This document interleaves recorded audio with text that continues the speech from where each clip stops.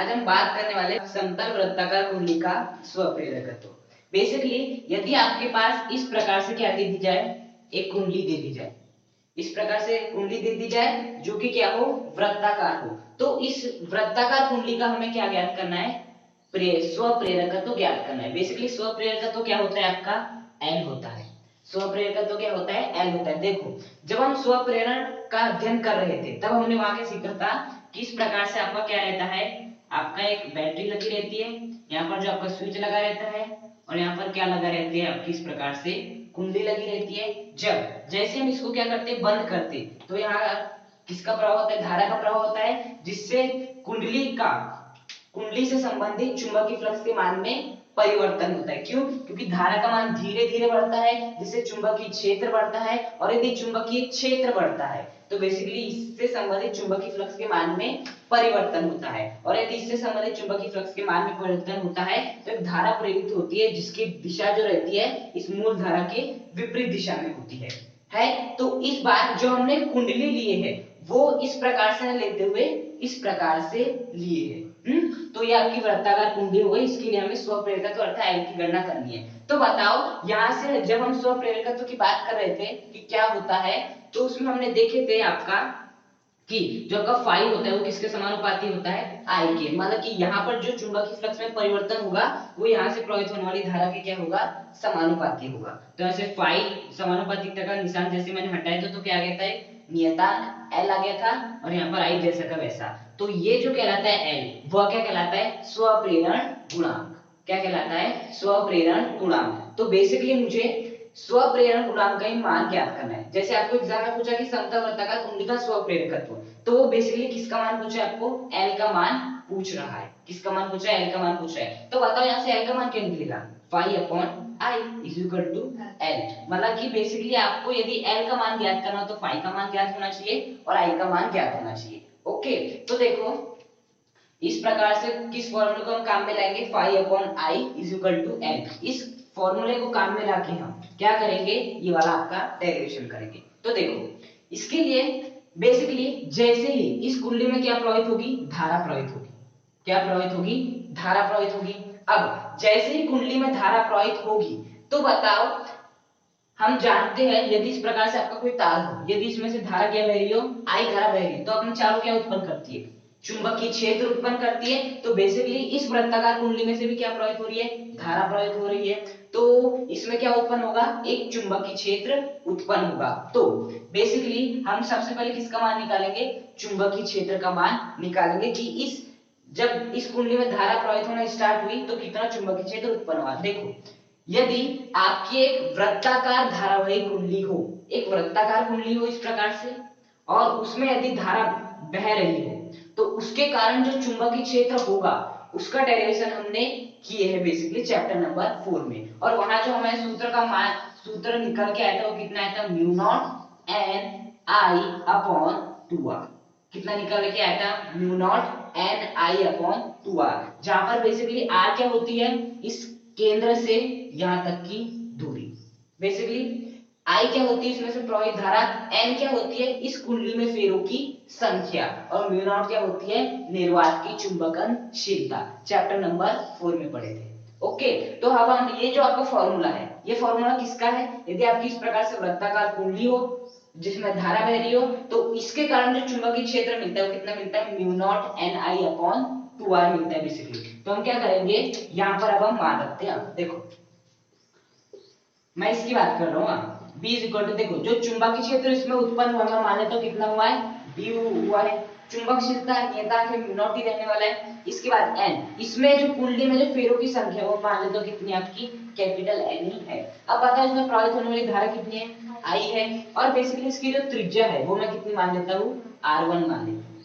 जो इस कुंडली की जो त्रिज्या वो कितनी है, R1 है। तो नीचे क्या आ जाएगा, 2 into R1।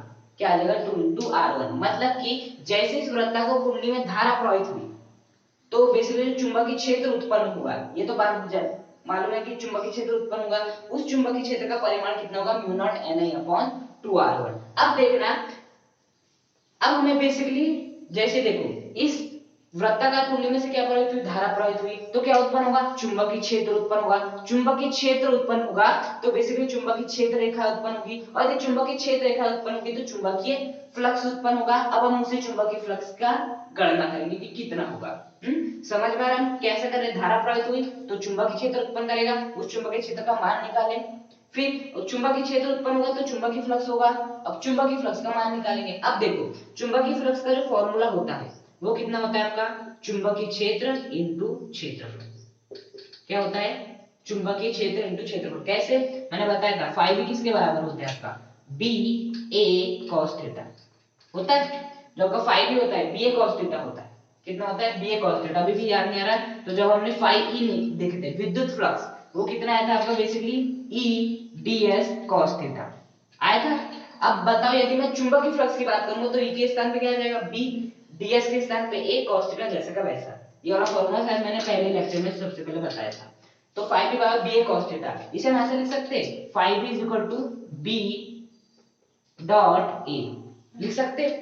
बी क्या है, चुंबकीय क्षेत्र, ए क्या है, क्षेत्रफल, जो कि मैंने लिखा है। तो यहाँ से चुंबकीय फ्लक्स का जो फॉर्मूला हो गया वो कितना आ गया, चुंबकीय क्षेत्र इनटू क्षेत्रफल। अब बेसिकली ये जो फाई है, फाई जो है वो क्या होता है बेसिकली चुंबकीय फ्लक्स। अब बताओ चुंबकीय फ्लक्स कहाँ पे उत्पन्न हो रहा है, इस कुंडली में उत्पन्न हो रहा है। इस कुंडली में जो उत्पन्न चुंबकीय क्षेत्र है वो कितना है, इतना है। तो हम चुंबकीय क्षेत्र के स्थान पे क्या लिखेंगे, बी लिखेंगे।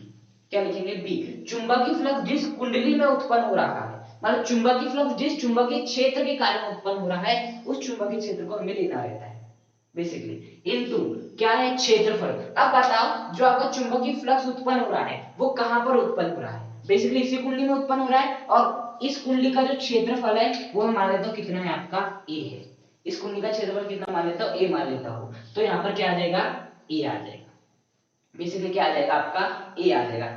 तो ये क्या है, आपकी वृत्ताकार कुंडली है। इस वृत्ताकार कुंडली का जो क्षेत्रफल होता है वो कितना होता है, पाई इंटू त्रिज्या का स्क्वायर। तो आपका ए के स्थान पे मैं क्या लिख सकता हूँ, पाई इंटू त्रिज्या क्या है आपकी r1, तो क्या हो जाएगा r1 का स्क्वायर हो जाएगा। तो बेसिकली जो आपकी चुंबकीय फ्लक्स का मान निकल गया वो कितना निकल गया, b into pi r1 square. क्षेत्रफल के स्थान पे हमने a लिखे थे और उस a का मान कितना होगा, पाई r1 स्क्वायर, पाई इंटू त्रिज्या का स्क्वायर। अब देखना बेसिकली क्या है, b का मान मालूम है, बिल्कुल कितना, mu naught ni upon 2r1 लिख दो।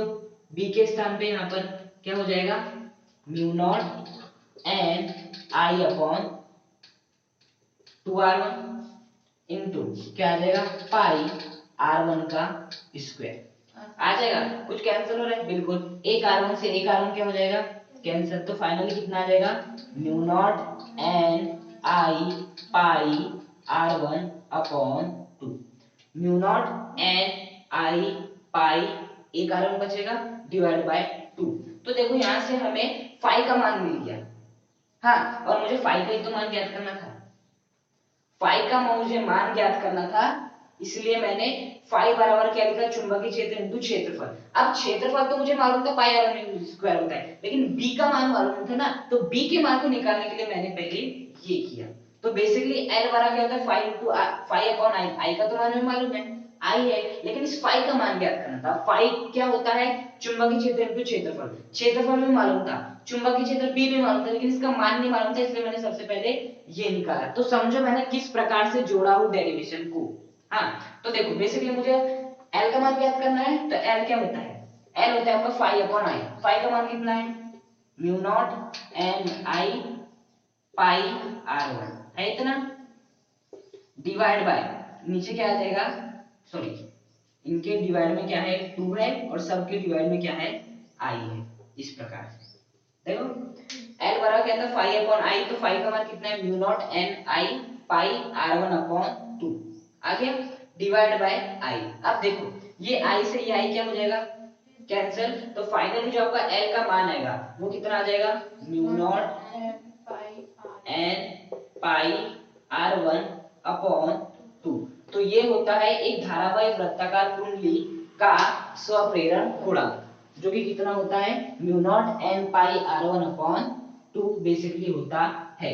अब देखना जहां पर n क्या है, फेरों की संख्या, पाई कांस्टेंट है, r1 क्या है बेसिकली इसकी त्रिज्या, और 2 भी एक कांस्टेंट है। तो देखो यहां से हम पता ये कर सकते हैं, मान लो आपको इस कुंडली के लिए, इस कुंडली के लिए बेसिकली आपको स्वप्रेरण गुणांक का मान बढ़ाना है। तो किसका मान बढ़ाना पड़ेगा, n का मान भी बढ़ाना पड़ेगा, r1 का मान भी बढ़ाना पड़ेगा। तो बेसिकली n का मान जितना ज्यादा होगा, मतलब फेरों की संख्या हम जितनी ज्यादा रखेंगे, मान लो पहले फेरों की संख्या 50 थी, अगले बार फेरों की संख्या कितनी हो गई, 100 हो गई, तो हमें जो स्वप्रेरण गुणांक है वो भी क्या देखने मिलेगा, ज्यादा देखने मिलेगा। यदि मैं बात करूं r1, इस त्रिज्या का मान जितना ज्यादा होगा स्वप्रेरण गुणांक का मान भी उतना ही ज्यादा होगा। तो बेसिकली एग्जाम में क्वेश्चन पता कैसे पूछता है, एग्जाम में पूछता है समताकार वृत्ताकार कुंडली के लिए स्वप्रेरण गुणांक की गणना कीजिए पहला, और इस स्वप्रेरण गुणांक को बढ़ाने के उपाय लिखिए। तो उपाय दो ही है, पहला n का मान बढ़ा दो या r1 का मान बढ़ा दो। ये बेसिकली देखो यहाँ पर जो हमने क्षेत्रफल लिए थे वो क्या लिए थे हमने, a, इसके स्थान पे क्या लिए थे हमने, a लिए थे आपका। बेसिकली ये जो क्षेत्रफल था ना वो तो आपका क्या था, एक ही फेरे का था। ये जो क्षेत्रफल था वो कितने फेरे का था, एक फेरा था, मतलब कि इसमें जो फेरों की संख्या है वो कितनी आपकी कैपिटल N है। अब देखो पहला फेरा, दूसरा फेरा, तीसरा फेरा, चौथा फेरा, ऐसे कितने फेरे, n फेरे आपके। तो जो आपका एक फेरा होगा वो एक व्रत पूरा करेगा, दूसरा फेरा दूसरा व्रत पूरा करेगा, तीसरा फेरा तीसरा व्रत पूरा करेगा, चौथा फेरा चौथा व्रत पूरा करेगा, और nवा फेरा n व्रत पूरा करेगा। तो बताओ यदि एक फेरा हुआ तो उसमें एक व्रत किया, तो बताओ उस एक व्रत का क्षेत्रफल कितना हो जाएगा, पाई r1 का स्क्वायर हो जाएगा इतना। दो हुआ तो 2 पाई r1 का स्क्वायर, तीन हुआ तो मतलब तीन फेरा हुआ तो वो तीन व्रत कवर करेगा, और तीन व्रत का क्षेत्रफल कितना हो जाएगा, 3 पाई r1 स्क्वायर। इसी प्रकार से चार फेरे हो गए तो उसने चार व्रत को कवर कर लिया, चार व्रत को कवर किया मतलब 4 पाई r1 स्क्वायर। कितने फेरे हैं, n फेरे, मतलब उसने n व्रत को बना लिया है, और n व्रत का क्षेत्रफल कितना हो जाएगा, n इंटू पाई r1 का स्क्वायर। कितना हो जाएगा, n इंटू पाई r1 का स्क्वायर। तो मुझे यहाँ पर जो क्षेत्रफल है, यदि मैं एक फेरों की बात करूंगा तो मैं पाई r1 स्क्वायर लिख सकता हूँ, केवल एक फेरे की बात करूंगा तो पाई r1 स्क्वायर लिख सकता हूँ। लेकिन यदि मैं n फेरों की बात करूंगा तो मुझे क्या यहाँ पे क्या लिखना होगा, b इंटू n पाई r1 का स्क्वायर। क्योंकि समझो ना यहाँ पर एक फेरा होगा तो वो एक व्रत को पूरा करेगा, तो उस एक व्रत का क्षेत्रफल कितना हो जाएगा, पाई r1 स्क्वायर। यदि दो फेरे होंगे तो दो व्रत को पूरा करेगा, तो दो व्रत का क्षेत्रफल कितना हो जाएगा, 2 इंटू पाई r1 स्क्वायर। लेकिन कितने फेरे हैं, n फेरे हैं, तो कितने व्रत बनेंगे, n व्रत बनेंगे, और n व्रत का क्षेत्रफल कितना हो जाएगा, n इंटू पाई r1 का स्क्वायर। तो बेसिकली यहाँ पर क्या आ जाएगा आपका, n आ जाएगा, यहाँ मैंने पाई r1 स्क्वायर लिखा था तो यहाँ पे आ जाएगा n पाई r1 स्क्वायर। बेसिकली इसी प्रकार से यहाँ पर क्या आ जाएगा, देखो एक r1 से एक r1 कैंसिल हो गया तो यहाँ पर r1 आया था, ये वाला बेसिकली ये वाला पाई भी हो गया आपका, n i म्यू नॉट भी होगा, म्यू नॉट n i 2 भी हो गया। लेकिन बेसिकली जो n था वो बेसिकली हम भूल गए थे तो मैंने यहाँ पर लगा दिया। अब देखो बेसिकली मान इतना आ गया, यहाँ पर हम क्या लिख देंगे, n लिख देंगे। बेसिकली यहाँ पर मैंने n नहीं लिखा था तो 2 हो जाएगा, तो यहाँ पर क्या आ जाएगा आपका n वापस आ जाएगा, और जब n आएगा तो n इज इक्वल टू कितना हो जाएगा, mu naught n square pi r1 upon 2। Basically देखो यहाँ पर बस गलती हुई क्योंकि तो यहाँ जो हमने क्षेत्रफल ले लिए थे वो केवल एक फेरा का लिए थे। हाँ यदि आप एक फेरे को मानते हुए ये वाला डेरिवेशन करते हो, एक फेरे को मानते हुए, तो आप यहाँ पर पाई r1 स्क्वायर लिख सकते हो क्योंकि एक फेरा एक ही व्रत बनेगा। लेकिन आपने पहले क्या मान लिया, फेरों की संख्या कैपिटल N मान ली। अब यदि फेरों की संख्या कैपिटल N है तो n व्रत बनाएगा, तो n व्रत का क्षेत्रफल कितना हो जाएगा, n into pi r1 square. तो यहाँ पर पूरा क्या निकलेगा, l is equal to mu naught n square pi r1 upon 2।